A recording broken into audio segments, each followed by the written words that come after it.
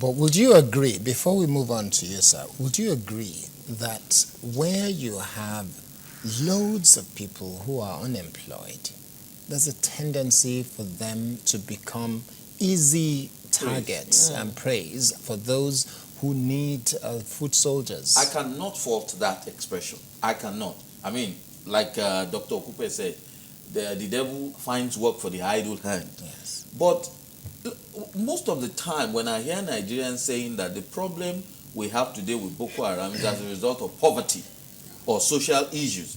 I mean, poor people cannot afford AK-47. True. They can't buy these arms and ammunition, the kind that we see, True. anti-aircraft guns. So they are not poor people. We need to first of all clear that from our conscience, because Nigerians were turning against each other.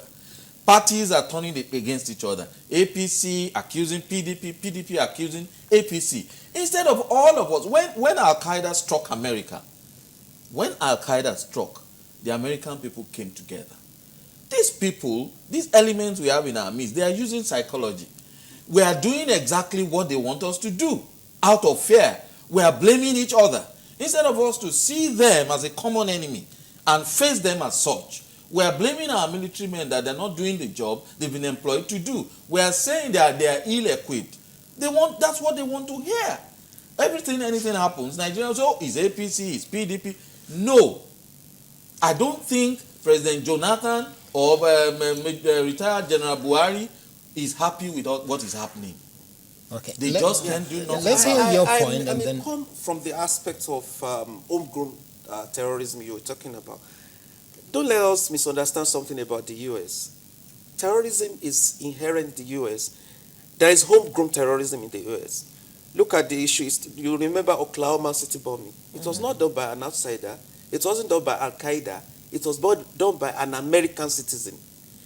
Look at what happened during the last Boston bomb. They were American, even though they might have been born elsewhere, but they were entrenched. They Yes. are real Americans. So it's not as if you say Boko Haram people are Nigerians, it will not be anything new if you look at the history of terrorism.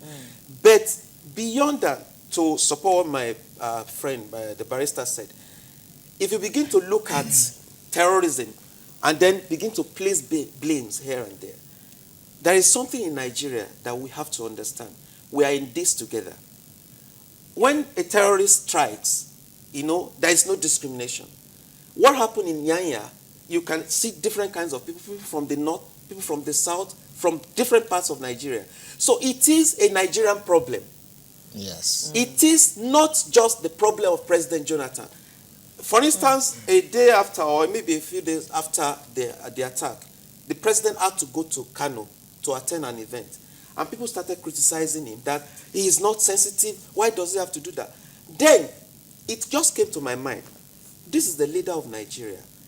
If the president had decided to stay in his room because of Boko Haram, then the impression the Boko Haram people want to give to create fear in the mind of Nigeria would have been, they would have achieved it.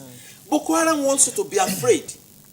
They don't want you to do, they want you to be, to forget your way of life. But in the places where they've had terrorism, it's a case of, look at when George Bush was the president in America. When it happened, he came out and he made a clear statement that they will not cow us, they will not scare us, they will not put fear in our hearts. And he decided to do certain things, went into their war room, get the soldiers together, mobilize people, and you saw action and reaction and activity that points to the fact that government is working to make this happen.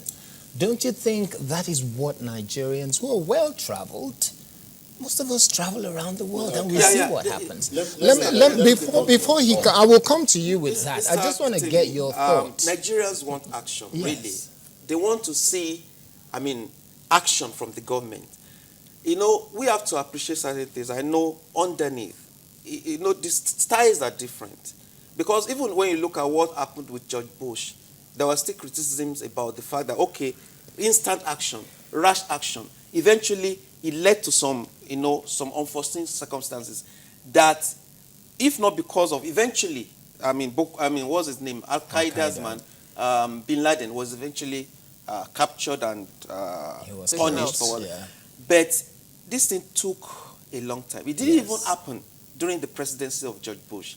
So what we have now, well, the style of the government might not have been as, highfalutin, like they say, like that of the American government.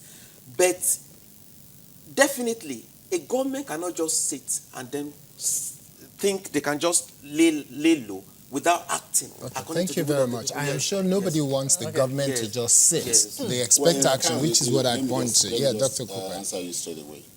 The circumstances of the 9/11 are quite different from the situation which Nigeria is facing now. Anybody in Nigeria or in the world, for a fact, will attest to the fact that Nigeria is currently at war. All right. So what they had in America was an instant, sporadic attack on the towers. All right, and that's why George Bush came. It was sudden. It was unexpected. It was unprecedented. So he made those statements. But in our case, we have been battling this from 2009 to date. There was a time that it was almost on a daily affair. So, if somebody was bombed yesterday, somebody was killed in Borno 2 nights ago, and then, we had that something, the president cannot go to Yanya and say, and make that kind of statement. No, we are in a war situation with Boko Haram, and government already has established, credible, effective,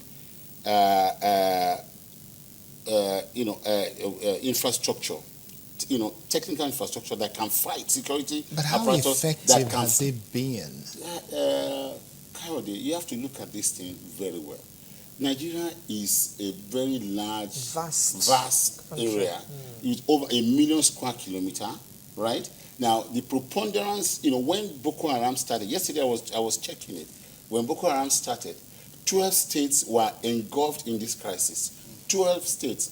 And there was a time the bombing was taking place on every Sunday. We were just waiting what's happening, next Sunday. Where is it going to happen? Where's going to happen question? next? Yeah. Exactly. So, but you see, the dastardly act shocks us, all right? And maybe sometimes it shocks our memories too.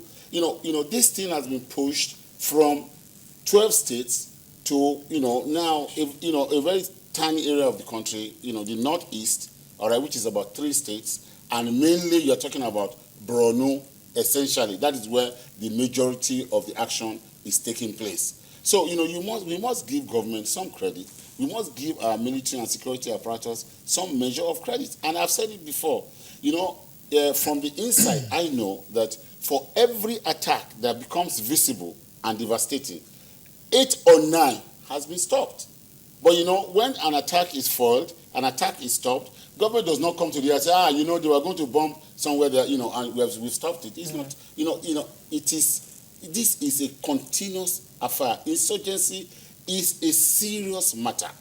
And had it not been that people are seriously working assiduously, and these are young men and women in the military, who have laid down their lives to save all of us, if not for their courage, and professionalism, Nigeria will be in a different situation altogether. Let me ask it is sad what happened in Yanya.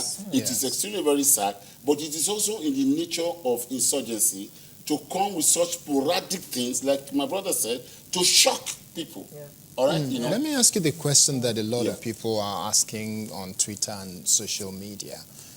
Why haven't we seen specifics in terms of numbers of members of Boko Haram who are tried and jailed or tried and sentenced to death or whatever kind of penalty? Why haven't we seen any? Good. You see, we have a legal system in place. And in any case, you cannot say because people are terrorists, all right, then therefore you just hustle them into jail. You need, when a crime is committed, you've got to, first of all, apprehend the suspect. You have to come with concrete proof. Or you have to have evidence, all right, before you can actually get a judgment.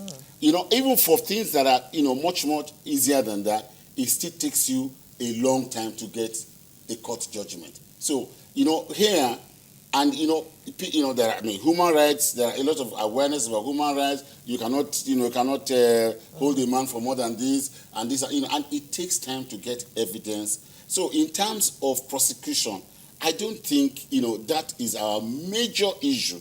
No, but it is not a major issue. Is to find a way to apprehend the assailants and find a way to stop the insurgency. But the question that people are asking, the reason there are a lot of people under detention, exactly, whose cases, it's the same security people who are trying to prevent attacks, who are also at the same time trying to gather information with which they take. That's why they ask for some measure, like 90 days for them to be able to hold somebody. Otherwise, you can't take this as a regular police case. No, the scenario that a lot of people are painting is this. You have a society, let's say there's 50 people living in a community, and they're saying that some of them are thieves, and then you say you're going to fight this criminality, and then you arrest one today, and you say you're going through the case, and then the next 6 months, nothing has happened, and then you arrest another one,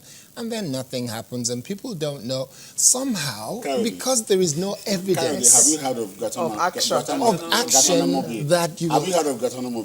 Yes. Do you know how many people are there before Obama came, and for how long they were there? Even the American government, with the gamut of apparatus that are available to them, they could not take more than 10% of those people to trial because they didn't have the evidence. You cannot take a man. They are sure. You arrest a man. You know that he actually. Somebody is going to bomb somewhere. He's on a motorbike. All right. And he's on a motorbike. He's going to go, but he's not carrying bomb with him. He has another person who carries the bomb. He has the detonator. Okay, the other man who bombs is dead, but you know that they came together. The only witness is dead. But you see, what do? You arrest him and start to look for ancillary evidences that can. What do? Okay, it's not so straightforward. Okay. It's not. It's extremely difficult.